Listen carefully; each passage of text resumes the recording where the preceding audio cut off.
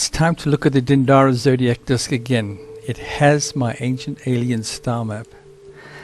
The stars that I've identified in my star map theory are following the stars of Sirius through Orion's belt, through the bullseye to find the exoplanet and a sun star near the Pleiades. That's the Pleiades right over there.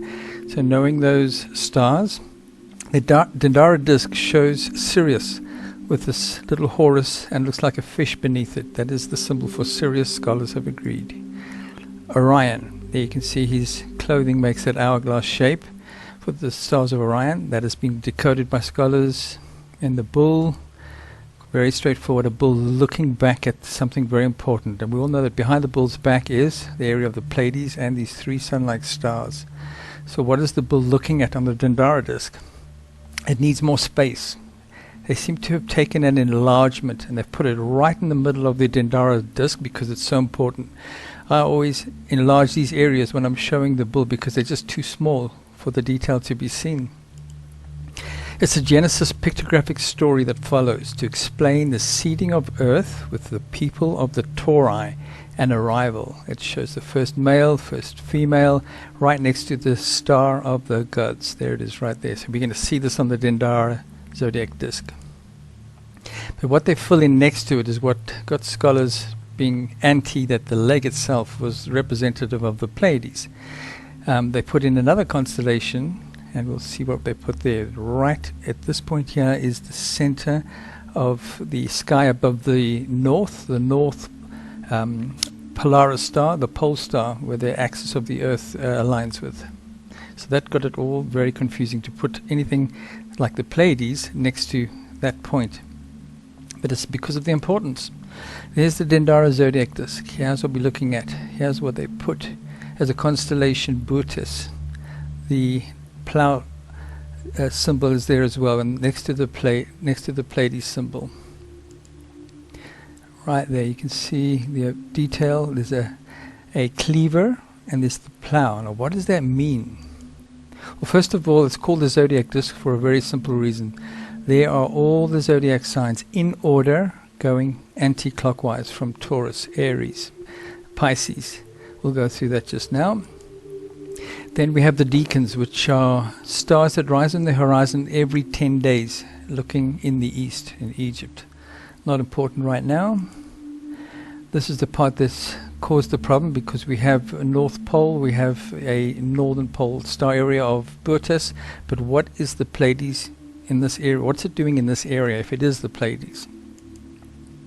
And of course the extra part is what I think are the stars that the star shaft of the Great Pyramid align with, which are the same pyramids, 50 of them, that make the stars of these areas. That is my theory. Okay, there it is. There's the star map that I've made very well known. Follow the Pleiades, leg of the bull, to find the star of the gods. First male, first female. It's like an Adam and Eve story, Genesis of Egypt. Taweret, they called her. She's there. There's Taurus the bull looking back at his leg. There is Orion. There is Sirius. Okay, so we have this following. Oh, if that is Sirius, it might even be a binary star confirmed here because they have two stars there. Follow through Orion's belt through to Taurus. He looks back on what's on the back of his area of the bull's neck, right? So there it is, right there. He's looking at that area. And this is the area that they've enlarged and got everything confusing, putting it above the North Pole star area. But to fit on the Zodiac disk was the most important Genesis theme tied in with this. This is why it's been added here, because it's part of an explanation of a Genesis theme. Just to recap, there's Taurus, Pleiades behind the bull's neck. Okay, he's looking back behind his back, all right? So he's looking at that leg constellation. It's like he's turning his head. And of course Orion is beneath it, Sirius. So those are all on the Dendera Zodiac disk. Now looking at the stars of the North Pole area, the northern constellations, Bootes is known as the hippo or the herdsman or the plowman. But these multiple, let's call them legends, have got everything confused. The plow, the cleaver, There's another name for Ursa Major, or the Big Dipper, but it's the plow and the cleaver that are very important. You'll see how it looks like a plow, and the cleaver is the part out of the screen here. There is where the celestial pole aligns with. You can see that looks like a plow. We'll just confirm it for sure. And there is a cleaver as well. This Genesis deity called Taweret is either goddess of childbirth or bringing forth all children to the earth in colonization. We're going to review that very importantly. But she's trying to tell a story holding awkwardly two things over what I believe was a celestial pole, being the Big Dipper. Now that's something completely new as well. There is the center of the Dendera Zodiac disk. The plow is in the middle. Okay, more detail. You see now that the leg of the bull is placed in the middle of it. So this is telling the story about the leg of the bull, and it coincidentally suits the stars that are over the North Pole axis. But there's more to Taweret. Taweret is also shown here with what I believe is the human DNA code tying to this leg of the bull, teaching about the Genesis story. She is teaching about Genesis. And Orion is shown here, following his stars of this belt to this leg of the bull, bull crown, okay. 7 stars, okay, and a sun star behind the head.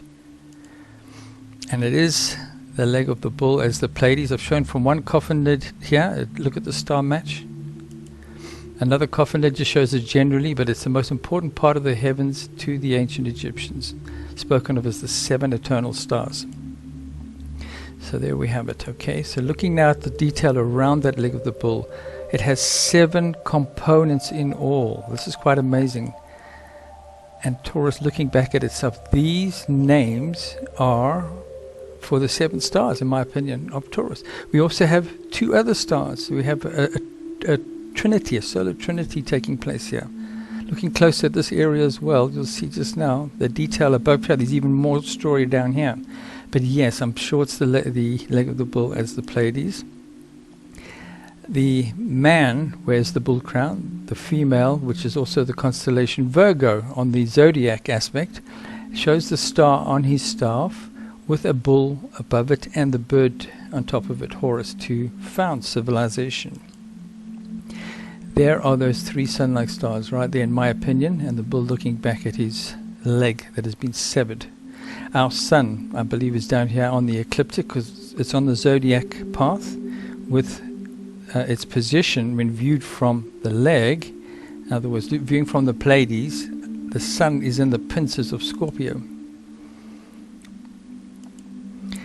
Now the cleaver is pointing down to the Genesis deities down here, first male and first female. There's a clue already with that alone. It's not just the leg that shows the way to the star. Maybe the cleaver with a very large arc in the sky does the same thing. We'll measure that as well. There's the zodiac disk. Let's go right in now to all the zodiac stars: Taurus, Aries, Pisces, Aquarius, Capricorn, Sagittarius, then Scorpio, Libra, Virgo, Leo, Cancer, Gemini. Now, to have all these exactly the same as they are today, scholars are just shrugging their shoulders and saying, well, perhaps it just got passed down and we didn't realize it. But there's another bit here. There's the sun, as I said, in the pincers of Scorpio, and I think our moon is shown on the zodiac because they're all on the ecliptic. And the 7 names for the 7 stars, I believe, incorporates the bull. So if there's any question, okay, the scholars say yes, Taurus, okay, fine, a bull is Taurus. This bull symbology in the whole of ancient Egypt is Taurus because it's part of the naming of this leg, which is a bull's leg and tied to the actual bull itself. Okay, let's have a little bit closer look at some details. There's a Stargate aspect to its design as well. I believe it's looking at a window through the Stargate device, and the address being at the middle of it. If it's a window to the most important part of the stars and the Genesis story, we have standing in the west situation where we are the viewer looking in an easterly direction and north and south to the sides. Now there's a quite important clue there, because if that's true, it's on the horizon. It's measuring this Genesis star rising on the horizon. And we can measure on a star program that angle and see if it really is the Pleiades. And that is what we're going to measure. And here is our star program, confirmed. looking in an easterly direction on the horizon at Christmas Day, I think it is, yes, Christmas Eve. That is the star constellation angle. It's an exact match. So we have now more proof of it being the Pleiades.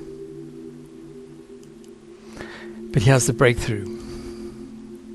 That is the little window we're looking at. Standing in the west, looking east, Pleiades, 3 sun-like stars, 2 that are very important in most of my star maps. Third one has a lot of movement. This one is moving at a heck of a pace through the Pleiades area. 10,000 years ago, it was around about, 100,000 years ago, it was in this position. That's where it is today. What do we have on the first degree tracing board? The same 7 stars and the same angle above the horizon. It seems to be an exact match. So Dendera matches the first degree tracing board with those stars.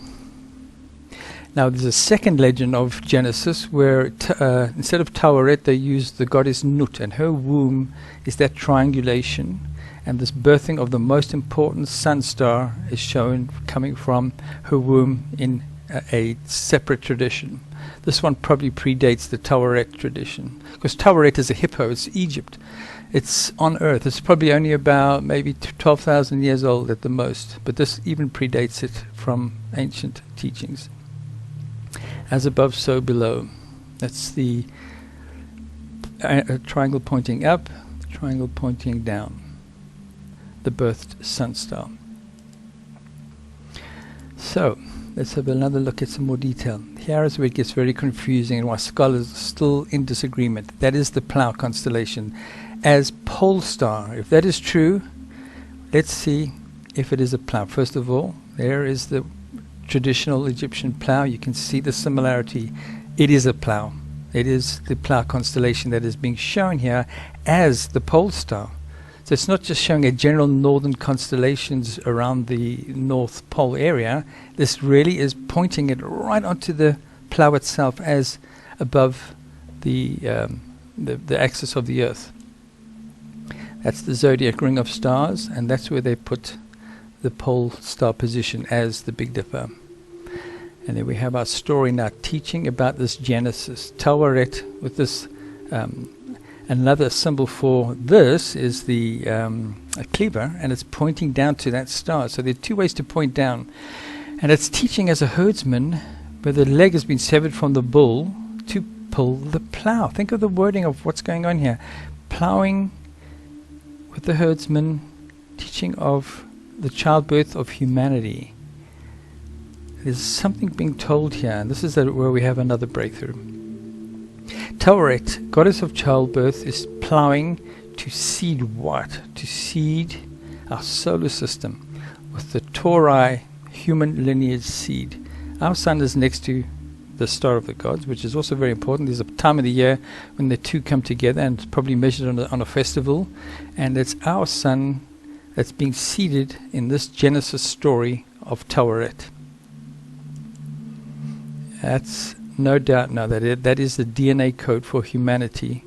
That is that symbol, and that is where our sun is viewed from the Pleiades area in Scorpio, which is also amazing. This is also showing how it's kind of showing the way to it, and that's what it looks like on the star program when you view from the Pleiades where our sun is positioned.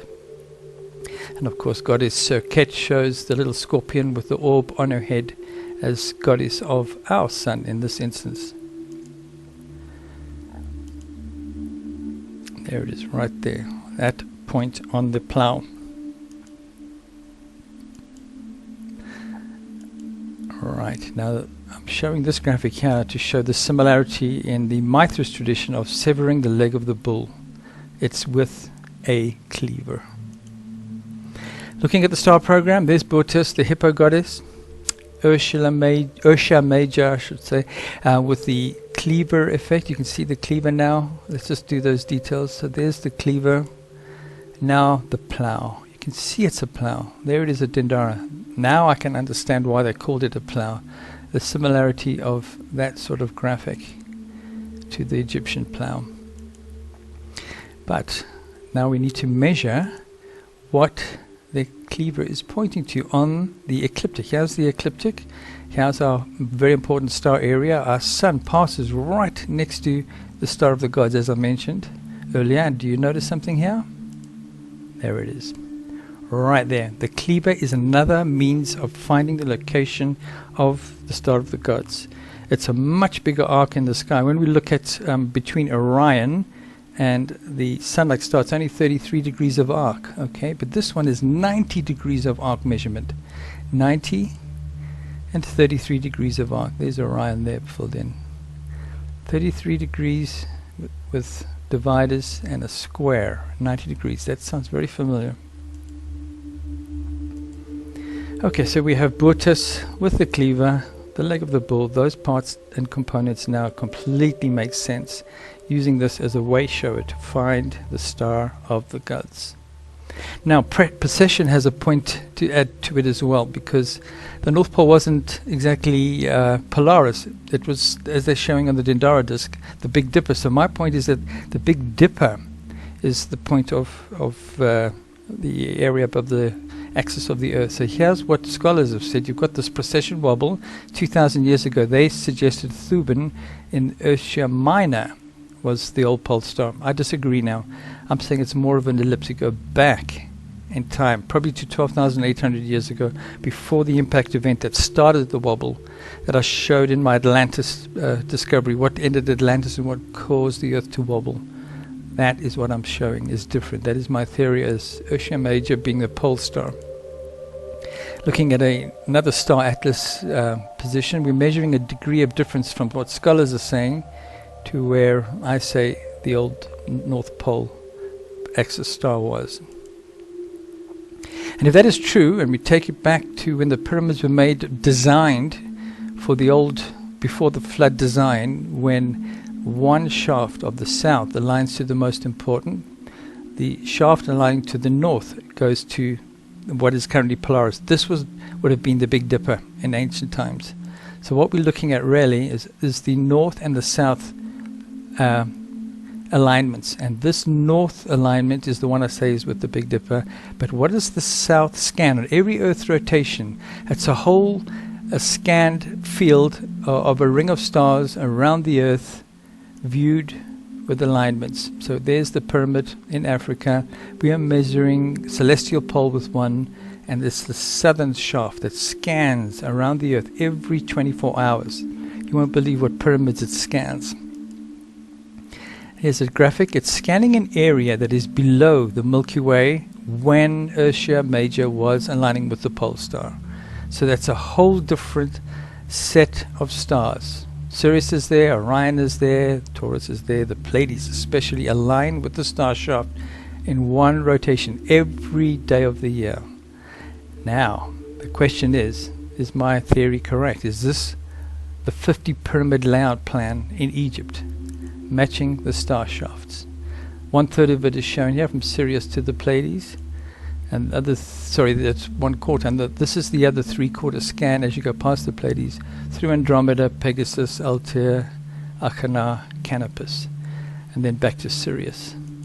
It is all there. All the pyramids match that layout. It's a 360-degree layout from Sirius, Giza pyramids as Orion. The Sun Temple is the X marks the spot right in the middle of the pyramid field. Incredible correlations to compare, and I'll do all this in the 2-hour documentary. With the earlier Sumerian clay tablets' precise version of the cosmic human origin star map, and how it matched the template at Stonehenge, would come the mindset that had Herschel set out to search the Atlantic Ocean seabed. It would be this clue that would culminate in this documentary's biggest revelation.